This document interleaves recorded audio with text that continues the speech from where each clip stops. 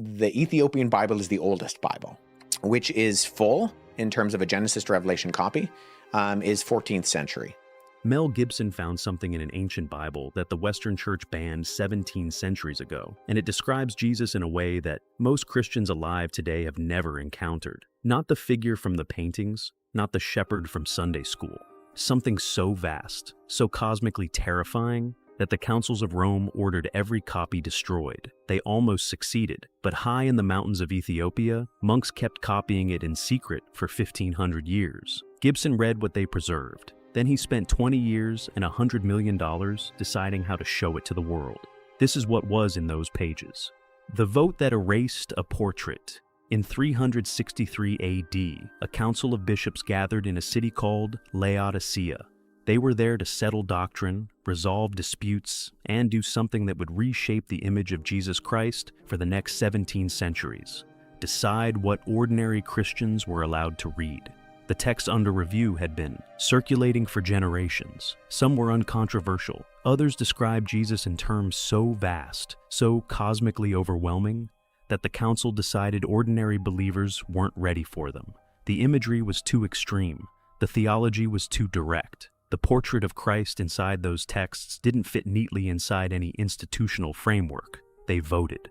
Those books were banned. The lost books of the Bible, the banned books of the Bible, secret books of the Bible, because these are used so often to attack a person's faith or trust or sense of the reliability of the scriptures. Copies were hunted down, burned, the portrait of Jesus preserved in them, a portrait the earliest believers had accepted as divine revelation, was erased from Western Christianity, almost completely. Here's where it gets strange. High in the mountains of Ethiopia, a group of monks never received the order. They kept copying.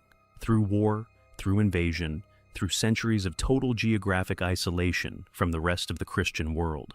They had no idea that the councils of Rome were dismantling everything they were preserving. They believed the words were sacred, so they kept going, generation after generation, monk by monk, page by page, for 1,500 years. And the portrait they preserved, the one the earliest Christians actually read, looks almost nothing like the Jesus of Western painting, Western preaching, or Western imagination. But before we get to what that portrait shows, you need to understand the man who found it, because that story is just as strange. The director who mortgaged his future. Twice in 2004, Mel Gibson made a film every studio in Hollywood refused to touch. He financed it himself. He shot the entire thing in Aramaic, Latin, and Hebrew, languages that hadn't been spoken in that context for 2,000 years. No concessions, no softening, no compromises designed to make the material more comfortable for nervous executives. The Passion of the Christ grossed over $600 million worldwide. It became the highest-grossing R-rated film in American history. Passion that I did, the written word was very important. You got all those books, the Bible, you've got the different Gospels and stuff that people are quite familiar with. Half the time, they didn't even need to read the subtitles. They could look at it and know what was going on. A record it held for nearly 20 years. Every person who said it would ruin him was wrong. Every person who said audiences didn't want unfiltered religious cinema was completely wrong. And the day it came out, Gibson already knew the story wasn't finished. He said it publicly from the beginning. The Passion told the first half. It ended at the tomb. But what happened next, not just in Jerusalem, in a garden, on a Sunday morning, what happened across every realm, every dimension of existence the earliest Christians described? That story had never been told on film. Not once. He spent the next 20 years trying to tell it. Here's what nobody expected. In those 20 years, Gibson read everything. He went back further than most scholars go. And at some point, the evidence of his own words makes this impossible to deny, he found the Ethiopian Bible. In interviews, he revealed he had developed two separate scripts. One was traditional, structured, close to what Western audiences would expect. The other, he said on the Joe Rogan Experience, leaning forward in his chair, choosing every word carefully, was like an acid trip, a journey through multiple realms, through hell, through angelic hierarchies, across dimensions of reality that don't operate on human time. Most people heard that and thought he was being dramatic. He wasn't. He was describing, almost word for word, what the Ethiopian Bible has always said happened between the crucifixion and the ascension. He had found something. And now he was going to spend $100 million to show it to the world. The Resurrection of the Christ. Part 1 is not a rumor. It is currently filming at Cinecittà Studios in Rome, the same storied lot where Fellini shot, where Ben-Hur was made, where epic cinema was invented. $100 million budget. Lionsgate distribution. Part 1 releasing on Good Friday 2027. Part 2 releasing on Ascension Day, 40 days later. Even the release calendar is a theological statement. Think about that for a second. Gibson didn't pick a summer blockbuster slot. He didn't chase Christmas weekend box office. He aligned the two release dates with the two most theologically significant moments in the Christian liturgical calendar. Part 1 on the day of the crucifixion.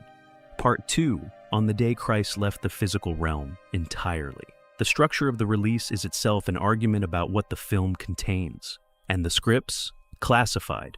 At the American film market, international buyers were told they could not read them before committing to distribution deals. In an industry built entirely on pitch decks and screeners, where studios won't greenlight a film without reading every draft twice, Gibson asked the most powerful buyers in global cinema to write substantial checks based on nothing but his name and his track record. Most of them did, without reading a single page. That is not a director being eccentric or playing games with the industry. That is a director who found something, who knows with complete certainty what he has, and who understands that explaining it in a pitch meeting would be like describing a religious experience to someone who hasn't had one. Some things you can only show. What did Gibson confirm about the content? The film begins before Bethlehem. It opens with the fall of the angels. It will move through realms that have no equivalent in any Western biblical film ever produced. The resurrection, he has said explicitly, cannot be told as a single linear event because it did not happen in a single linear dimension. That is the key sentence. Sit with it. Because everything else in this video is the explanation of what that sentence means. But to understand it, you have to understand the church that kept the blueprint. The church that kept the original.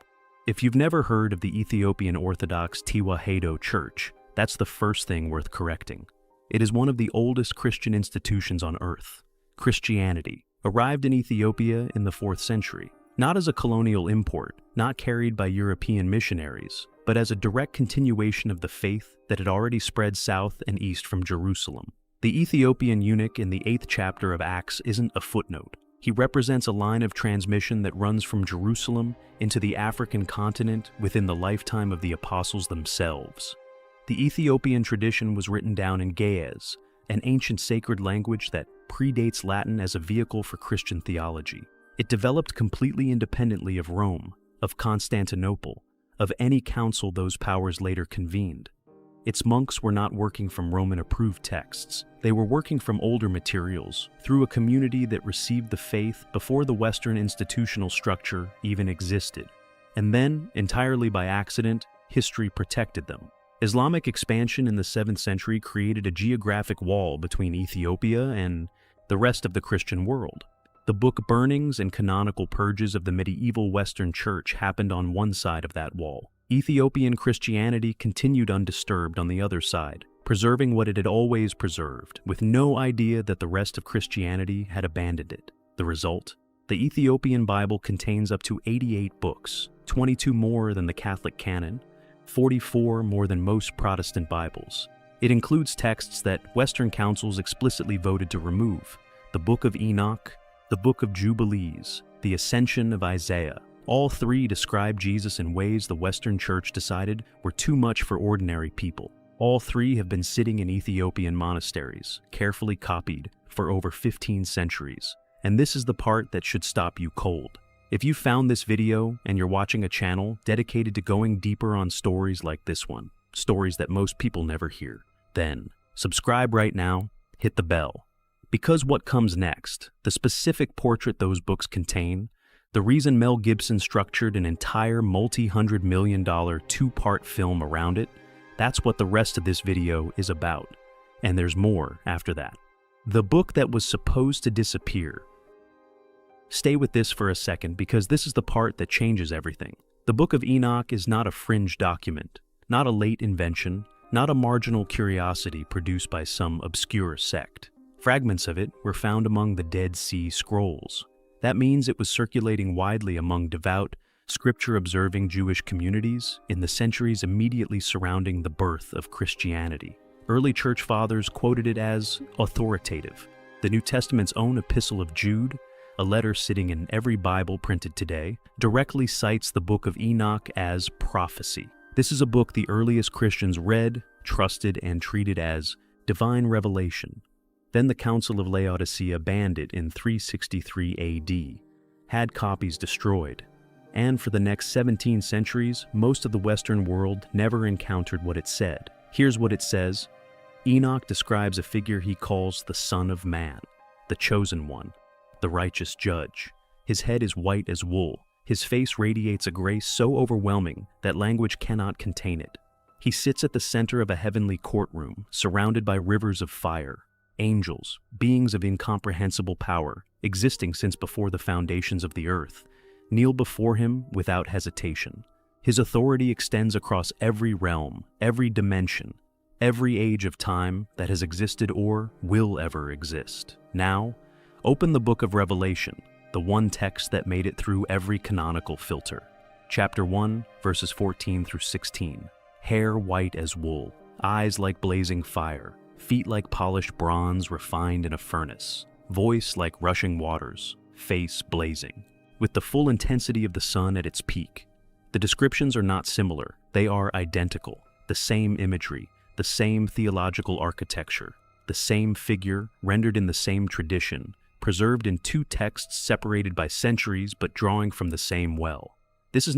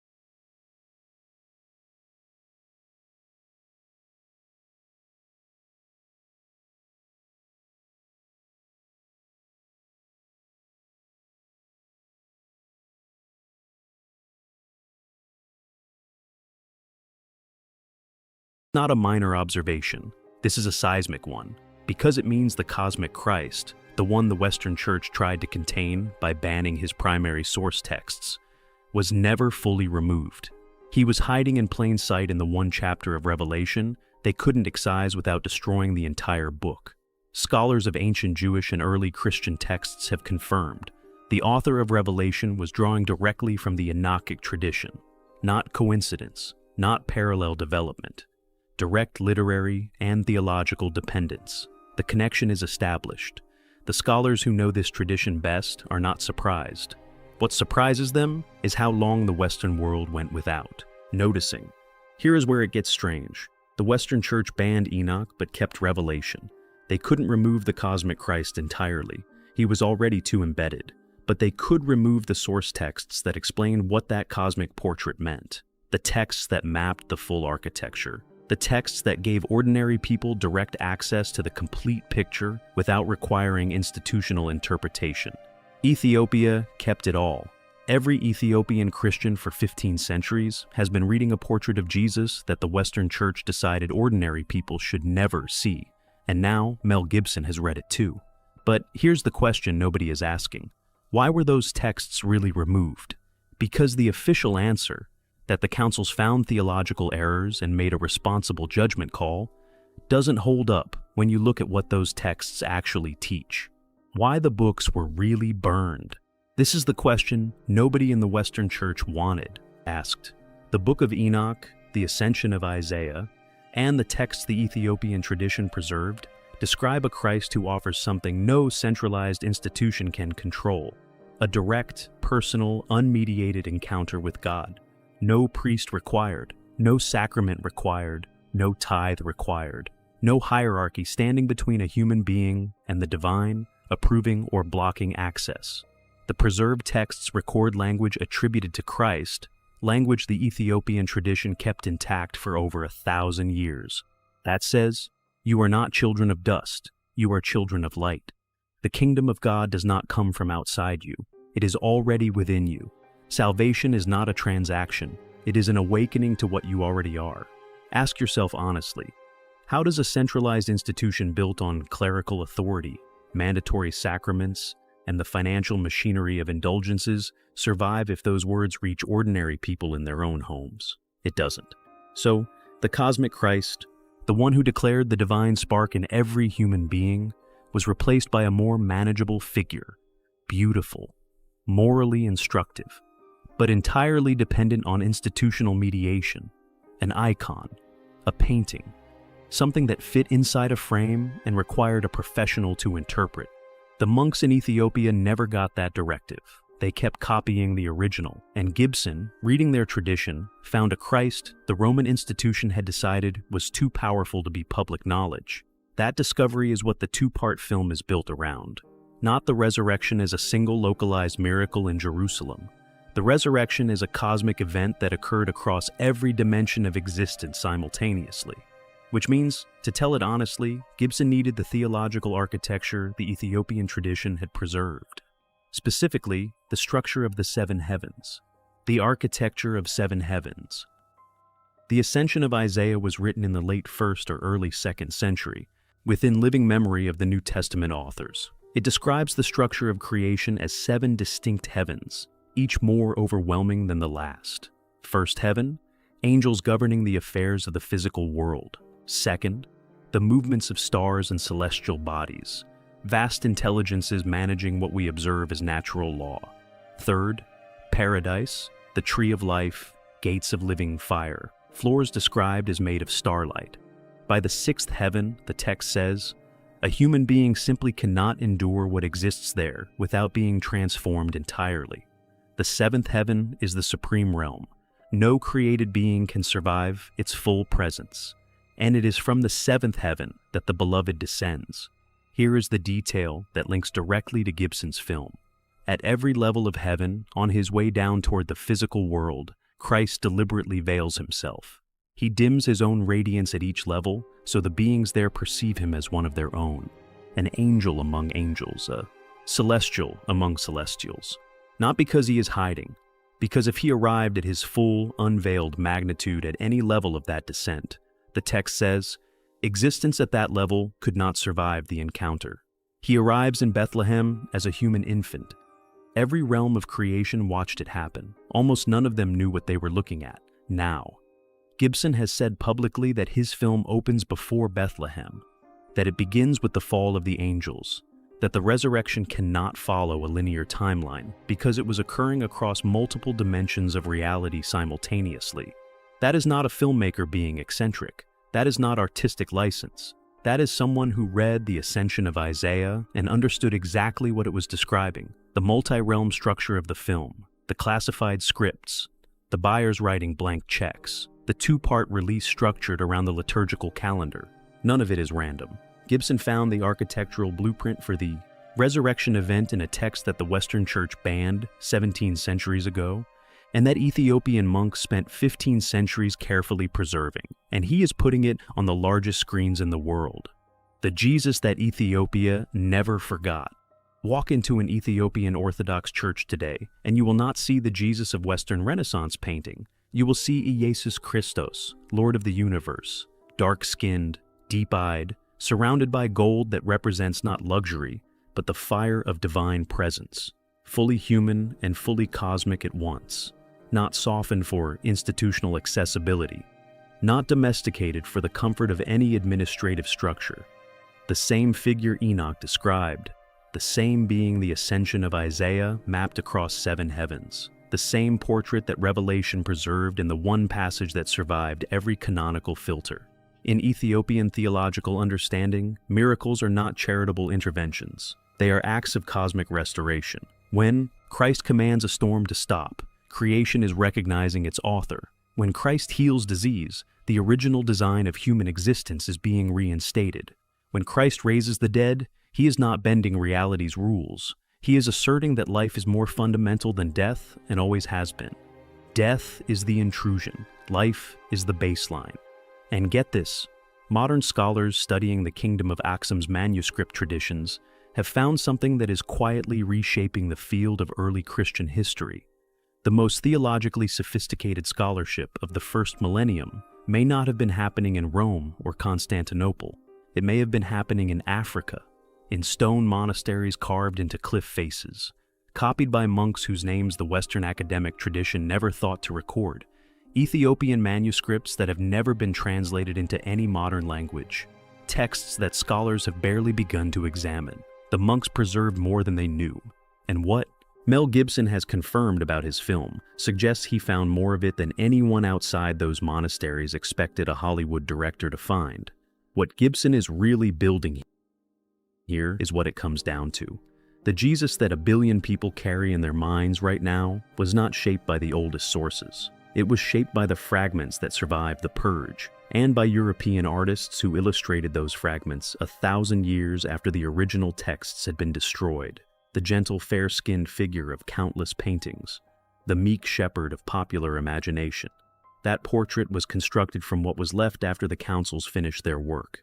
The original portrait, the one the earliest Christians actually read, the one Ethiopian monks preserved through 15 centuries of isolation, looks almost nothing like that. It looks like what Enoch described, what the ascension of Isaiah mapped, what Revelation glimpsed in the one chapter that made it through. Ea, being of absolute cosmic authority, who chose to enter existence as a human infant, who moved through every realm of creation on his descent, veiling his nature so each level could survive his passage, who died as the source of all life, not a tragedy, but a deliberate rupture in the fabric of reality, executed with full intention, and whose resurrection was not a single moment in Jerusalem, but a simultaneous cosmic reclamation of territory across every dimension that exists. That is what the Ethiopian tradition preserved. That is what Gibson found. And that is what he is spending $100 million to put on screen. Picture Gibson on set at Cinecittà Studios in Rome. He's looking at concept art for a realm that has no reference point in any Western biblical film. He's thinking about the buyers who signed distribution deals without reading a single page of script. He's thinking about 2004, about every person who said the passion would ruin him, about being right when everyone else was wrong, and he's thinking about those monks sitting in their stone rooms, copying by lamplight, having no idea that their fidelity to a text the Roman Church banned would one day reach the largest cinema screens on the planet. If he executes what he has described, if the multi-realm architecture makes it to the screen intact, this will be the first time most of the Western world encounters the cosmic Christ of Ethiopia and Enoch in a format designed to be impossible to look away from. Once you see that, the painting on the church wall is never going to look complete again. What the monks never knew. The monks who preserved those manuscripts never expected this moment. Never could have. Picture one of them, anonymous, unnamed in any Western record, working in a monastery carved into a cliff face in the Tigray region sometime in the 9th century. Oil lamp, cold stone, the sound of wind at elevation. In front of him, a text that the church on the other side of the world had declared dangerous and had burned every copy of that they could find. He doesn't know that. He just knows it's sacred.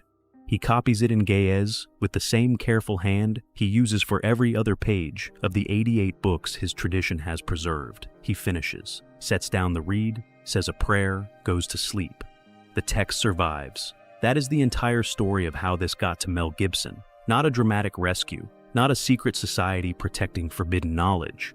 Just one monk after another, believing what they believed, doing what monks do for 1,500 years in a row.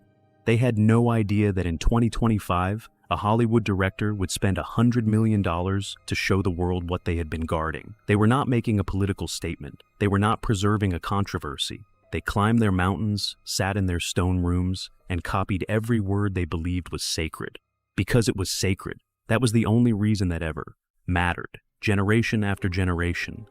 For 1,500 years.